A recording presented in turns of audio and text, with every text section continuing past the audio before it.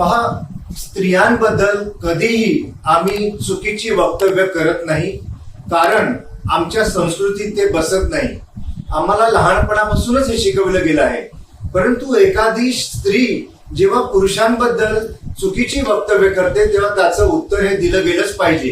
काल घाटकोपरमधील एका सभेमध्ये उभाटा शिवसेनाच्या प्रवक्त्या आणि खासदार प्रियांका चतुर्वेदीजी यांनी दिवार चित्रपटाचं उदाहरण दिलं आणि दाखवलं की दिवार चित्रपटामध्ये कसं त्याच्या हातावर लिहिलं असतं की मेरा बाप चोर आहे, त्याप्रमाणेच डॉक्टर श्रीकांत शिंदेजी यांच्या कपाळावरती म्हणे लिहिलंय की मेरा बाप गद्दार आहे.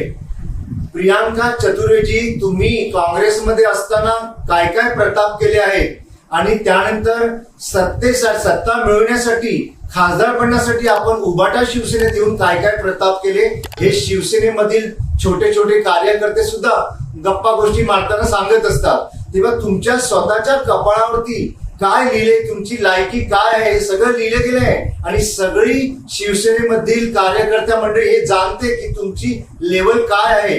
तेव्हा फक्त प्रसिद्धीच्या हव्यासापोटी आपण आदरणीय मुख्यमंत्र्यांनी, आदरणीय डॉक्टर श्रीकांत शिंदेजी यांच्यावरती जे वक्तव्य केलेले त्याचा मी निषेध करतो आणि जनता तुम्हाला आणि तुम्ही ज्यांच्या ज्यांच्या प्रचाराकरता फिरतात त्यांना योग्य धडा योग्य वेळी शिकवेल हेच मी सांगेन. धन्यवाद.